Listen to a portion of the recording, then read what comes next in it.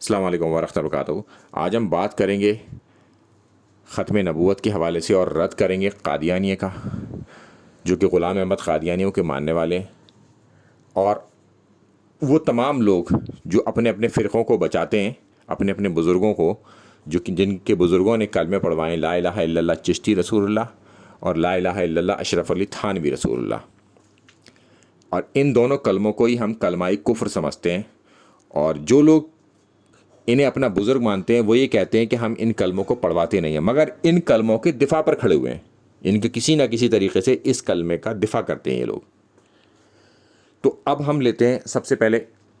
قرآن میں جو آیت جو قادیانیوں کی طرف سے پیش کی جاتی ہے، چیپٹر 33 آیت نمبر 40، کہ خاتم النبیین، اس کا لفظ کا مطلب تو وہ ٹھیک لیتے ہیں کہ مہر، مگر آگے سے جو اس کی ایکسپلینیشن کرتے ہیں وہ غلط کرتے ہیں۔ دیکھیے، جب مہر کسی چیز پر لگ جاتی ہے تو وہ ختم ہو جاتی ہے، یعنی کہ کوئی آرڈر ہوگا اس پر اگر مہر لگ گئی تو وہ اب ختم ہو گیا، یہ کوئی لفافہ ہے اس پر اب مہر لگ گئی، سیل ہو گیا، وہ اب وہ آگے نہیں چلے گا، یعنی کہ اس کے اندر کوئی چیز نہیں داخل کی جا سکتی، وہ پورا ہو چکا۔ مہر کا یہ مطلب ہوتا ہے، مگر انہوں نے اس سے یہ مطلب لیا ہے کہ اب جو بھی کوئی آئے گا وہ اللہ کے رسول صلی اللہ علیہ وسلم کی مہر کے ساتھ آئے گا نبی۔ اب یہ عقیدائی باطل ہے، تو اس کی پکڑ بھی آگے ہو جائے گی۔ وہ ایک تو یہیں سے سمجھ میں آ جائے گا فوراً آپ کی کیس کہ مہر لگتی کب ہے۔ جو لوگ بھی آفیسز میں کام کرتے ہیں یا ان سب چیزوں کو جانتے ہیں وہ جانتے ہیں کہ مہر سب سے آخر میں لگتی ہے، اور اس کے بعد پھر کوئی گنجائش نہیں ہوتی کسی بھی چیز کو آگے بڑھنے کی، یعنی کہ اب وہ سیل ہو گئی، کہتے ہیں نا سیل لگا دی اس پر۔ تو اب قرآن کی سب سے اچھی ایکسپلینیشن کیا ہو سکتی ہے کہ دیکھ دوسری آیت قرآن کی، اور اس کو اور آگر اور بہتر طریقے سے سمجھنے کے لیے صحیح سند کے ساتھ حدیث۔ تو اب ہم صحیح مسلم کی حدیث پیش کرتے ہیں 5959، جس میں اللہ کے رسول صلی اللہ علیہ وسلم نے فرمایا کہ اپنے آپ کو خود کو بھی شامل کیا اور تمام انبیاء کو شامل کیا کہ یہ سب ملا کر ایک ایسی عمارت ہے جس کی سب خوبصورتی کی تعریف کرتے ہیں، اور یہ بہت ہی اچھی بنی ہوئی ہے، مگر کہتے ہیں کہ اس میں ایک اینٹ کی کمی ہے سوائے اس کے، اور وہ اینٹ میں ہوں، یعنی کہ اللہ کے رسول صلی اللہ علیہ وسلم کے آنے کے بعد اب وہ چیز پوری ہو گئی، یعنی کہ وہ اینٹ داخل ہو گئی اس کے اندر، اب کوئی گنجائش نہیں ہے۔ اب غلام احمد قادیانی کے ماننے والے لوگ اب دوسری اینٹ داخل کرنے کی کوشش کر رہے ہیں، جبکہ وہاں گنجائش ہی نہیں ہے۔ تو سیل کا مطلب، مہر کا مطلب اب آپ کو اچھے سے سمجھ میں آ جائے گا کہ یہ مطلب کیا ہے۔ اور اس کے آگے سے پھر ہم چلتے ہیں کہ چیپٹر 20 آیت نمبر 29 اور 30، اس میں موسیٰ علیہ السلام نے اپنے بھائی کے لیے دعا کری کہ جو کہ ان کے کنبے کے تھے، کہ میرے کنبے میں سے ہارون علیہ السلام کو نبی چن لے۔ تو اللہ نے ان کو نبی چن لیا، اور وہ موسیٰ علیہ السلام کے دور میں ہی ہارون علیہ السلام نبی تھے، اور ان کے کنبے میں سے تھے اور ان کے بھائی تھے۔ اب ہم آگے چلتے ہیں اس امت میں کہ اللہ کے رسول صلی اللہ علیہ وسلم نے حضرت علی کے بارے میں فرمایا کہ تمہارا میرے ساتھ وہی مقام ہے جو ہارون کا موسیٰ کے ساتھ، یعنی کہ حضرت علی کا مقام اللہ کے رسول صلی اللہ علیہ وسلم کے ساتھ ایسا ہی تھا جیسا کہ ہارون علیہ السلام کا موسیٰ علیہ السلام کے ساتھ۔ یہ حضرت علی کے فضائل میں سب سے بڑی حدیث ہے۔ آپ اس حدیث کے الفاظ سے یہ پتہ لگا دیں گے ہارون علیہ السلام کا کیا مقام تھا موسیٰ علیہ السلام کے دور میں۔ جب وہ کہیں جاتے تھے، جب وہ تورات لینے گئے تھے تو موسیٰ علیہ السلام ہارون علیہ السلام کو چھوڑ کے گئے، اور جب اللہ کے رسول صلی اللہ علیہ وسلم گئے جنگ تبوک میں تو حضرت علی کو چھوڑ کے گئے، مگر اللہ کے رسول صلی اللہ علیہ وسلم نے فرمایا کہ میرے بعد کوئی نبی نہیں ہے۔ پھر وہ سیل کام کر رہی ہے، اس کے بعد بار بار اس سیل کو پکا کیا جا رہا ہے صحیح سند کے ساتھ ایکسپلینیشن کے۔ اب ہم اس کے آگے چلتے ہیں کہ اللہ تعالیٰ فرماتا ہے چیپٹر 43 آیت نمبر 81 میں، ایک ایسی مثال دیتا ہے اللہ تعالیٰ کہ جو کہ ہو ہی نہیں سکتا، مگر بات کو سمجھانے کے لیے، کیونکہ اللہ تعالیٰ طرح طرح سے بات سمجھاتا ہے تاکہ ہماری سمجھ میں آ جائے اور ہم اس سے ہدایت حاصل کر لیں۔ تو اگر قادیانیوں کی یہ بات سمجھ میں آ جائے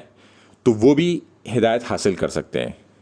مگر ان کے بزرگوں نے ان کو اچھی طرح سے بیوقوف بنایا ہے، اور ایک بڑی تعداد ان کی جو ہے اس کے پیچھے لگ پڑی ہے، اس غلط مطلب کے پیچھے، کہ اللہ تعالیٰ فرماتا ہے کہ اگر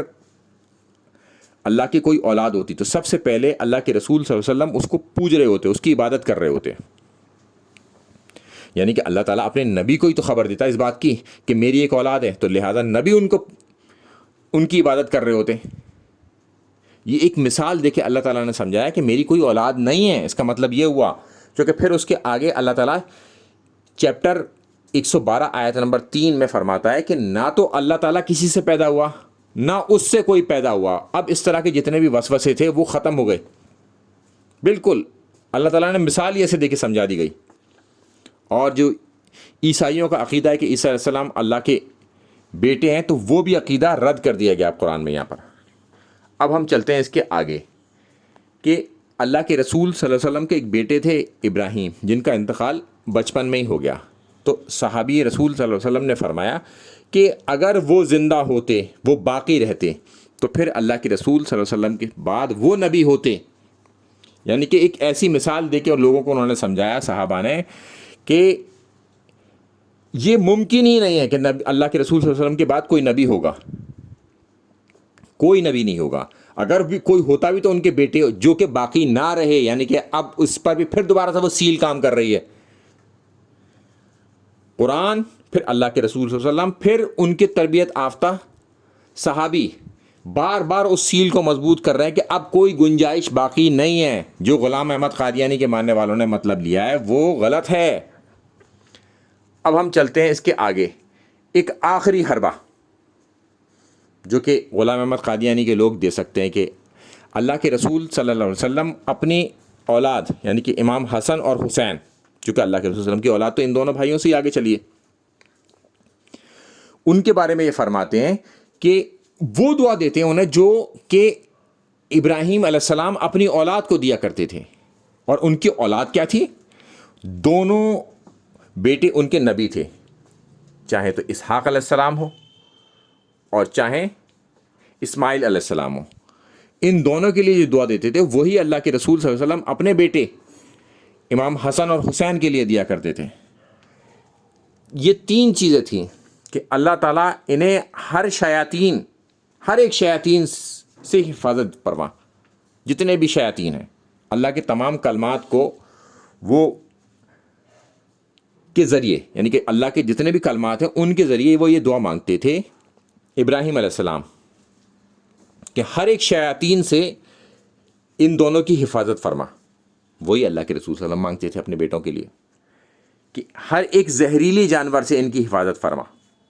اور ہر نقصان پہنچانے والی نظر بد سے۔ یہ نظر کا جو مسئلہ ہے نا، یہ بھی خطرناک ہوتا ہے۔ ان تینوں چیزوں سے ابراہیم علیہ السلام اپنی اولاد، یعنی کہ جو دونوں ان کے بیٹے نبی تھے، اور اللہ کے رسول صلی اللہ علیہ وسلم اپنی اولاد جو امام حسن اور حسین، جن سے اللہ کے رسول صلی اللہ علیہ وسلم کی آگے اولاد چلی ہے، ان کے لیے وہی دعا مانگتے تھے۔ اگر ان میں بھی کوئی نبی ہوتا تو یہ ہوتے، نہ کہ غلام احمد قادیانی۔ اور غلام احمد قادیانی کے ماننے والوں سے اکثر لوگوں کا مناظرہ ہونے لگتا ہے اور وہ اس جگہ پر آ کے پھنس جاتے ہیں۔ تو ان سے یہ مناظرہ نہ کریں، ان سے یہ کہیں کہ اگر امت کے اندر کوئی برائی یا خرابی پیدا ہو جاتی ہے تو نبی کا کام ہوتا ہے کہ اس کو ختم کرنا۔ تو امت کے اندر ایک بڑا جھگڑا ہے شیعہ سنی کا، کیا غلام احمد قادیانی نے اس کو ایڈریس کیا اور اس کو ختم کیا؟